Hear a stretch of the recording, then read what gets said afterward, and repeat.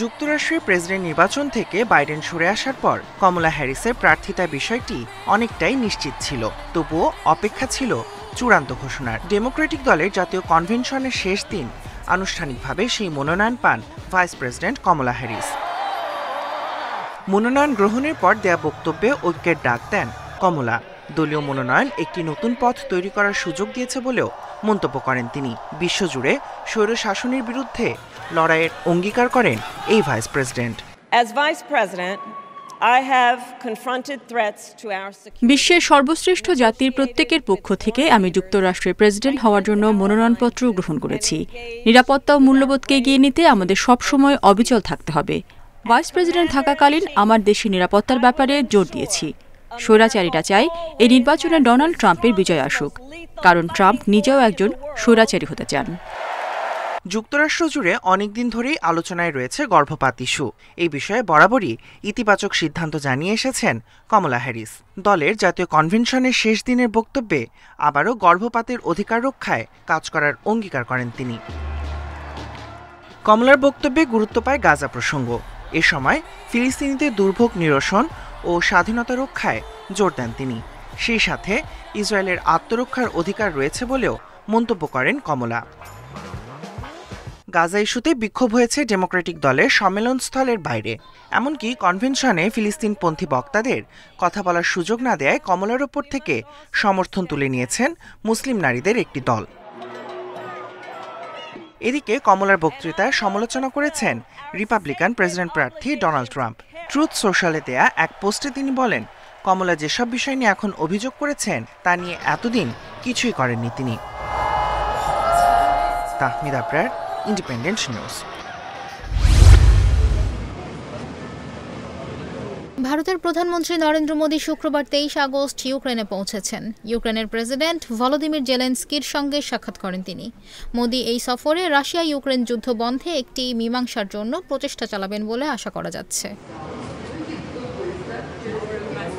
প্রায় 2.5 বছর ধরে চলমান রুশ হামলার পরিপ্রেক্ষিতে মোদীর এই সফর গুরুত্বপূর্ণ হিসেবে বিবেচিত হচ্ছে। সাম্প্রতিক সময়ে রাশিয়ার ভূখণ্ডে ইউক্রেনের পাল্টা হামলার পরিপ্রেক্ষিতে কূটনৈতিক সমাধান খুঁজে পাওয়া আরও কঠিন হয়ে পড়েছে। তবে মোদী নিজেকে সম্ভাব্য শান্তি প্রতিষ্ঠাতা হিসেবে উপস্থাপন করার চেষ্টা করছেন।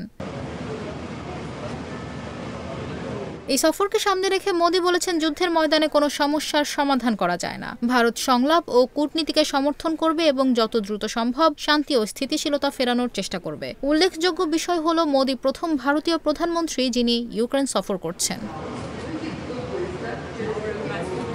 রাশিয়ার সঙ্গে ঐতিহাসিকভাবে ভারতের ভালো সম্পর্ক রয়েছে, যা এই সফরকে আরও জটিল করে তুলেছে। ইউক্রেনের অনেকেই মোদীকে রুশ প্রেসিডেন্ট ভ্লাদিমির পুতিনের ঘনিষ্ঠজন হিসেবে দেখেন। ফলে মোদী একজন কার্যকর মধ্যস্থতাকারী হিসেবে কতটা ভূমিকা রাখতে পারবেন তা নিয়ে সন্দেহ রয়েছে।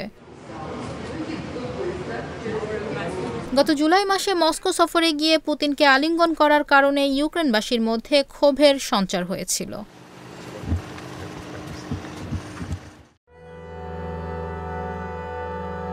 ইরানের প্রেসিডেন্ট ইব্রাহিম রাইসিকে বহনকারী হেলিকপ্টারটি বৈরী আবহাওয়া ও বেশি ভার বহনের জন্য দুর্ঘটনার কবলে পড়েছিল। ইরানের আধা সরকারি বার্তা সংস্থা একটি নিরাপত্তা সূত্রের বরাত দিয়ে এ তথ্য জানিয়েছে।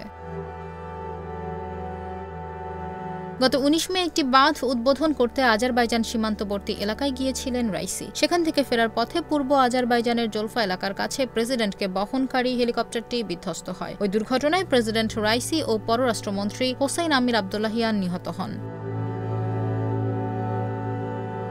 নিরাপত্তা সূত্র জানিয়েছে, রাইসির হেলিকপ্টার বিধ্বস্তের মামলার তদন্ত শেষ হয়েছে। যা ঘটেছে তা একটি দুর্ঘটনা, এটি নিশ্চিত হওয়া গেছে। দুর্ঘটনার দুটি কারণ চিহ্নিত করা হয়েছে। একটি হলো আবহাওয়ার অবস্থা অনুপযুক্ত ছিল এবং হেলিকপ্টারটি ওজন সামলাতে অক্ষম ছিল। এর ফলে এটি একটি পাহাড়ে বিধ্বস্ত হয়।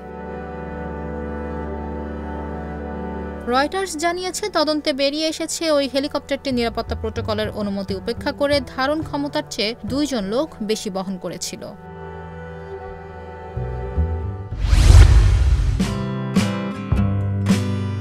আমেরিকার আসন্ন প্রেসিডেন্ট নির্বাচনে ডেমোক্রেটিক পার্টির প্রার্থী হিসেবে দলীয় মনোনয়ন গ্রহণ করেছেন বর্তমান ভাইস প্রেসিডেন্ট কমলা হ্যারিস। আর এই খবরে ভারতের ছোট্ট এক গ্রামের বাসিন্দারা উল্লাসে মেতে উঠেছেন। মার্কিন সংবাদ মাধ্যম এনপিআর বলছে গ্রামটির নাম থুলসেন্দ্রপুরম। দক্ষিণ ভারতের তামিলনাড়ুর ছোট্ট এই গ্রামের মন্দিরে দেখা গেছে বহু মানুষ কমলা হ্যারিসের বিজয়ের জন্য প্রার্থনা করছেন। তারা বলছেন আমেরিকার প্রেসিডেন্ট নির্বাচনে কমলা যেন জয়ী হন আর এই গ্রামের জন্য যেন ভালো কিছু করেন। প্রায় 2000 বাসিন্দার এই গ্রামটি কমলা হ্যারিসের পৈতৃক গ্রাম। আজ থেকে 100 বছর আগে এই গ্রামে বাস করতেন কমলা হ্যারিসের নানা পিভি গোপালান। তার মেয়ে শ্যামলা গোপালান ভারত থেকে যুক্তরাষ্ট্রে পাড়ি জমিয়েছিলেন। তারপর পরিচয় হয় ডোনাল্ড হ্যারিসের সঙ্গে। হ্যারিস জ্যামাইকা থেকে যুক্তরাষ্ট্রে এসেছিলেন পড়াশোনা করতে। পরিচয় থেকে পরে পরিণয়ে আবদ্ধ হন শ্যামলা ও হ্যারিস। এই দম্পতির মেয়ে কমলা হ্যারিস।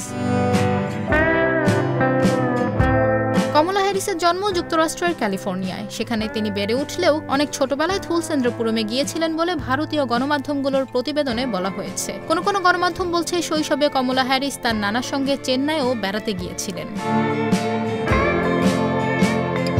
তবে এসব ব্যাপারে জানতে চেয়ে কমলা হ্যারিসের প্রচার টিমের সঙ্গে যোগাযোগ করে সাড়া পায়নি এনপিআর। সংবাদ মাধ্যমটি বলছে কমলা হ্যারিসের স্মৃতিকথা দ্য ট্রুথস উই হোল্ড বইয়েও এই গ্রামের ব্যাপারে কোনো উল্লেখ নেই।